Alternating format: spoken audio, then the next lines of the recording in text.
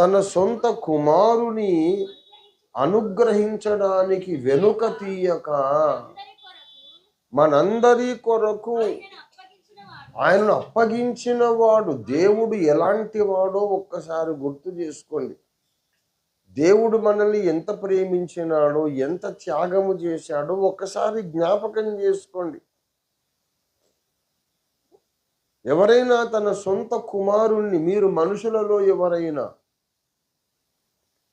నీ కొడుకుని ఏమయ్యా ఇచ్చేసేయమంటే ఇస్తాడా? నేను చంపుతానయ్యా నీ కొడుకుని ఏమంటే ఇస్తాడా? పోనీ చంపను, నేను పెంచుకుంటా ఇస్తామంటే అట్లా కూడా ఇయ్యడు. పిల్లలు కొన్నిసార్లు అల్లరి చేస్తే నేను ఎవరికన్నా ఇచ్చేస్తా, నేను అల్లరి ఎక్కువ చేస్తున్నావు అని అంట. కానీ అది ఎంతసేపు? స్కూల్కి పోయి ఒక అరగంట లేట్ వచ్చారనుకో, అయ్య బాబోయ్ ఎంత టెన్షన్ మనకు. మళ్ళీ వాళ్ళని చూసేదాకా మనశ్శాంతి ఉండదు. చంపడానికి అడగట్లా, పెంచుకోవడానికి అడుగుతుంటే కూడా వాళ్ళని చూడకుండా నేను ఉండలేనండి.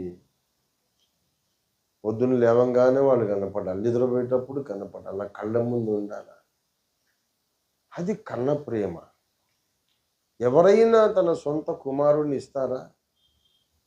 కానీ దేవుడు తన కన్న కుమారుణ్ణి, సొంత కుమారుణ్ణి మనందరి కొరకు సిలువకు అప్పగించడానికి వెనుక తీయలేదు, హెజిటేట్ చేయలేదు.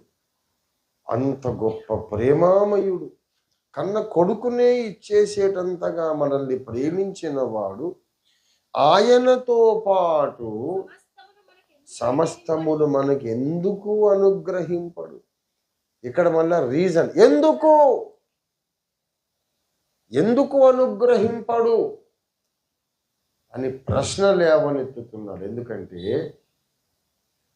దుష్టుడైన సైతాను ఎప్పుడు మన చెవులో దూరి చెప్తా ఉంటాడు, నువ్వు అడిగేది దేవుడు నీకు ఇవ్వడు, దేవునికి నీవంటే ఇష్టం లేదు, ఎలాగ నువ్వు అడుగుతున్నావు ఇవన్నీ? అసలు దేవుడు వింటాడా? నువ్వు అడిగితే ఇస్తాడా? అంత సీన్ ఉందా నీకు? దేవుని ముందు అంత విలువ ఉందా? దేవుని ముందు అంత వెయిట్ ఉందా నీకు? నిన్న అసలు ఆయన గుర్తుపడతాడా? ఎవడన్నా నువ్వు గెట్ అవుట్ అని అన్నాడు? ఎవడైనా బిచ్చగాడు, దారి పోయి బిచ్చగాడు వచ్చి మన ఇంటి ముందు నిలబడి అమ్మా బాబు ధర్మం చేయండి అని అంటే మన లోపల నుంచి వచ్చాము, ఏంటి బాబు ఏం కావాలంటే, అయ్యా ఈ బిల్లుకి నాకు రాసి చేసేయండి, ధర్మదాతలు ధర్మప్రభువులు అని అంటే ఇస్తామా మనము? కావాలంటే గుప్పటి బియ్యం ఇస్తాం, లేదంటే రాత్రి వండుకున్నది మనం తినక మిగిలింది ఏమన్నా ఉంటే అన్నం పప్పుచారు ఏదో ఇస్తాం.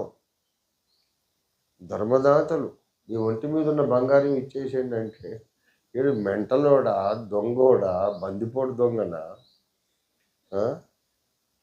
వెంటనే పోలీసులకు ఫోన్ చేస్తాం, వీడేదో చాలా డేంజర్ ఫెలో ఉన్నట్టుంది సార్, బిచ్చం అడుగుతామని బొచ్చ పట్టుకొచ్చి నీ ఒంటి మీద బంగారం శానం ఉంది కదా నాకు ఇయ్యమంటున్నాడు, అనుమానాస్పదమైన కేసు అని పోలీసుకు ఫోన్ చేస్తాం మనం. దేవుడు నిన్ను కూడా అలాగ చూస్తాడని సైతాను మనకు చెప్పే అబద్ధం. ఎందుకురా ఇవ్వాలి, నీకు నాకేంటి సంబంధం, ఎన్ని గుండెలు నీకు, ఏ ధైర్యంతో అడుగుతున్నావు, ఎందుకు ఇవ్వాలి, అసలు నీకు నాకేంటి అసలు సంబంధం అని దేవుడు నిన్ను కోపపడి విసుక్కొని తృణీకరించి తోలివేస్తాడని, త్రోసివేస్తాడని సాతాను మనకి ఎప్పుడు చెప్తా ఉంటాడు. అడిగేటప్పుడే ఒక డౌట్, ఏమో అడుగుతున్నాను కానీ అది జరిగేదా, పెట్టేదేమన్నా జరిగే పనేనా, ఏదో అడగమని ఊరికే పాస్టర్ గారు అంటున్నాడు కనుక అడగాలి. క్రిస్టఫర్ గారు ఊరికే ఉపాస ప్రార్థన అంటున్నాడు కనుక మనం ప్రార్థన చేద్దాం. కానీ ఏవో నాకైతే అనుమానమే, ఈ సంగతులు జరుగుతాయా ఏమో అని మనస్సు లోపల సైతాను పుట్టిస్తాడు. ప్రార్థనకు మనం పూనుకోగానే సాతాను మనలో సందేహాన్ని పుట్టిస్తాడు. యేసు ప్రభువు వారు హెబ్రీ 12 ప్రకారము విశ్వాసమునకు కర్త, విశ్వాసమునకు కర్త. అలాగైతే సాతాను దేనికి కర్త? సందేహమునకు, అనుమానమునకు కర్త. మన మనస్సులో సందేహాలు పుట్టిస్తాడు. ఏం సందేహం అంటే, అడుగుతున్నాం కానీ ఇస్తాడా దేవుడు? కార్యాలు జరుగుతాయా? ఏమో, నాకైతే నమ్మకం లేదు. అయినా అడగాలి కాబట్టి అడుగుతాడు. స్తోత్రం స్తోత్రం స్తోత్రం ప్రభా, నాకు ఇది దయచేయి, అది దయచేయి. ఏమో లేదు ప్రభా, ఇస్తావు లేదు, నాకేం తెలుసు. అయినా వీళ్ళందరూ అడగమంటారు కానీ అడుగుతున్నా. ఏ సునామంలో ప్రభా ఇవ్వు ఇవ్వు ఇవ్వు. ఏమో మరి, ఇది ప్రార్థన. ఒక్కటేసారి 2 స్వరాలు మనలో వస్తూ ఉంటాయి. సందేహం అనేది ఎక్కడ ప్రార్థన ఉన్నదో అక్కడే ముందు సందేహాన్ని సైతాను ప్రవేశపెడతాడు. కాబట్టి యాకోబు పత్రిక 1వ అధ్యాయంలో 5వ వచనము చూడండి. మీలో ఎవరికైనాను జ్ఞానము కొదువుగా ఉన్న ఎడల అతడు దేవుణ్ణి అడగాలి, అప్పుడు అది అతనికి అనుగ్రహింపబడును. ఆయన ఎవరిని కూడా గద్దింపక అడిగిన వాళ్ళందరికీ ధారాళముగా జ్ఞానాన్ని దయచేయువాడు. అయితే ఒక కండిషన్ ఉంది, ఒక షరత్ ఉంది. ఒక కండిషన్ ఏంటంటే, అయితే అతడు ఏ మాత్రమును సందేహింపక, చూసారా, విశ్వాసముతో అడగవలెను. దేవుని బిడ్డలారా, ఏమాత్రము సందేహించకుండా అడగాలి. అంటే అర్థం ఏంటి? అడిగేటప్పుడల్లా మనుషులు ఏం చేస్తారనమాట? సందేహపడతారని అర్థం. మనం ఏమాత్రం అనుమానపడకుండా, మనము సందేహపడకుండా అడగాలి. అడిగేటప్పుడు పూర్తి నమ్మకంతో అడగాలి. ఆ నమ్మకమే మనలో లేకుండా బలహీనపరుస్తాడు సైతాను. ఆ నమ్మకాన్ని దెబ్బతీస్తాడు సైతాను. అప్పుడు మన ప్రార్థన జీవితమే బలహీనమైపోతుంది. మత్తయి సువార్త 7వ అధ్యాయం 7వ వచనములో మీకు బాగా తెలిసిన కంఠోపాఠం ఉన్న వచనమే కదా. అడుగుడి మీకు ఇవ్వబడును, వెదకుడి మీకు దొరుకును, తట్టుడి మీకు తీయబడును, అడుగు ప్రతి వాడును పొందును. ఎంత గొప్ప వాగ్దానం అండి ఇది. Everyone that asketh, receiveth. Everyone that asketh, receiveth. అడుగు ప్రతి వాడు. అక్కడ మళ్ళీ వేరే క్రైటీరియా ఏం లేదు, వేరే కొలతలు, వేరే అర్హతలు, వేరే క్వాలిఫికేషన్స్ ఏమీ లేవు. అడిగే ప్రతి వాడు పొందుతాడు.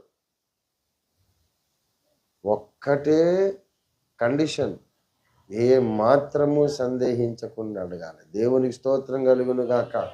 హల్లెలూయా. ఆయన ఎందుకు ఇవ్వడు? అసలు ఎందుకు ఇవ్వడు? ఇవ్వడని వాడు చెప్తున్నాడు.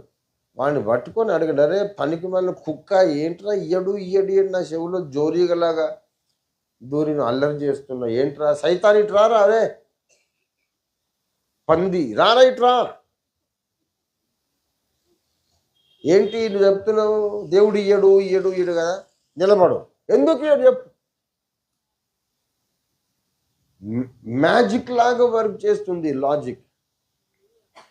ఇయ్యడు అంటున్నావు కదరా, సరే రీజన్ చెప్పురా రీజన్. ఎందుకు ఇయ్యడు అంటే నాకు అట్ట నీకు అనిపించదు, నాకెందుకురా? నీకు అనిపించదు, నాకేం చెప్తున్నా? బద్మాష్, పో ఇక్కడి నుంచి. నా యేసయ్య చెప్పాడు, అడుగు ప్రతి వాడు పొందునన్నాడు. ఇయ్యకపోయే అవకాశమే లేదు. దేవునికి స్తోత్రం కలుగును గాక. హల్లెలూయా. అడుగు ప్రతివాడును పొందును, ఆ అడిగే వాళ్ళలో పొందే వాళ్ళలో ఇవాళ నీవు నేను కూడా ఉన్నాం. దేవునికి స్తోత్రం కలుగును గాక. దేవుడు ఎందుకు ఎందుకు ఎందుకు న్యాయము తీర్చాడు? మళ్ళీ లాజిక్ అడుగుతున్నాడు. ఎందుకు అన్నాడు యేసయ్య. దయచేసి లూకాసు వార్త 18వ అధ్యాయము 7వ వచనం. దేవుడు తాను ఏర్పరచుకొనిన వారు దివారాత్రులు తన్ను గూర్చి మొరపెట్టుకొనుచుండగా వారికి న్యాయము తీర్చడా? ఏమండి, ఆయన వారికి త్వరగా న్యాయము తీర్చును.